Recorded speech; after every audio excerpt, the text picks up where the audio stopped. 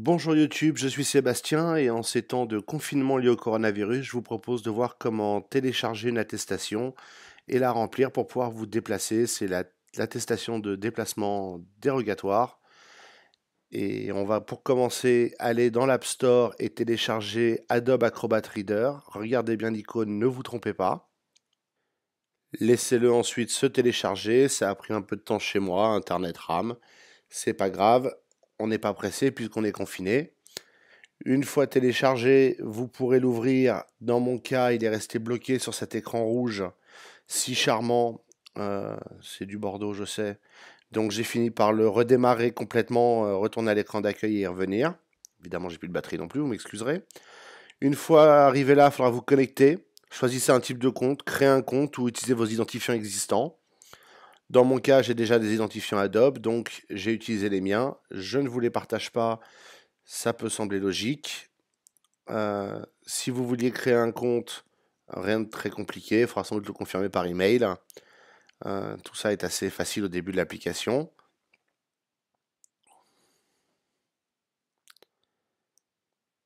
Une fois connecté, bon, il me demande d'ajouter mon numéro de téléphone, c'est mort. Je reçois assez de spam comme ça, donc je clique sur pas maintenant. Vous pourrez faire pareil. Et on arrive enfin à l'accueil de l'application après une petite attente. Il va être ravi de me montrer qu'il n'a aucun document à part le message de bienvenue.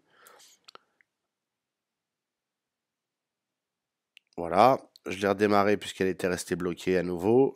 Ça rame à mon avis tout simplement avec les serveurs d'Adobe. Je ne dois pas être le seul à faire ça. Surtout si vous regardez cette vidéo, vous en ferez partie. Donc on enchaîne attestation de déplacement dans Google sur un navigateur pour trouver le site du service public qui est service-public.fr. On descend la page, gros bouton violet, on télécharge le document et en bas on clique sur ouvrir dans et là on choisit Adobe Acrobat et puis importer dans Acrobat, ce qui nous permet de nous retrouver dans l'application et d'avoir accès à ce très joli document. Alors il y a un petit guide qui vous affiche des conseils, pas besoin, il vous suffit de vous en débarrasser avec la croix et vous cliquez sur les zones bleutées du fichier pour le remplir. Nom, prénom, date de naissance et votre adresse, qu'elle soit permanente ou temporaire. Si elle est temporaire et pas sur vos papiers, essayez d'avoir une pièce quelconque justificative de l'adresse. Même si c'est un mot de quelqu'un qui vous héberge, peu importe. On choisit la case de ce que l'on veut aller faire sans en abuser évidemment, hein, c'est pas une invitation à se promener toute la journée. On rentre le lieu et la date en jour et en mois, ne pas les oublier. Et ainsi, on se retrouve avec un document PDF complété qui nous permet d'aller faire un tour pour faire nos courses, pour aller chez le médecin, pour s'occuper d'une personne en difficulté. Et quand on revient à l'accueil du document, enfin de l'application,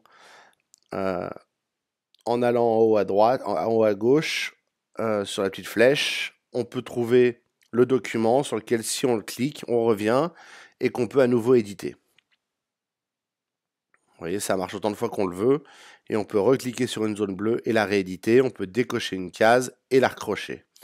Vous pouvez réinitialiser le champ pour effacer ce qu'il y a dedans. C'est parfois plus simple que d'arriver à déplacer le curseur dans ces champs tout petits. Vous pouvez évidemment zoomer sur le document assez facilement, hein. C'est un smartphone, ça fonctionne comme d'habitude.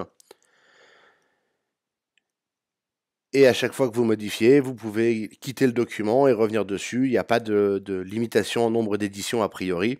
Donc pour faire vos courses, il suffira de changer la date ou de changer l'objectif du déplacement. Rien de très compliqué et ça vous évite d'avoir une imprimante et du papier.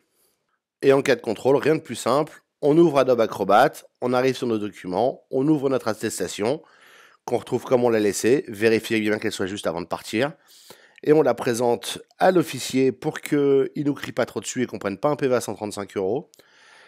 Et on a rempli les formalités légales. Évidemment, je vous invite à ne pas en abuser. On en est arrivé là pour une raison. Merci d'avoir suivi cette vidéo, j'espère qu'elle vous aura été utile.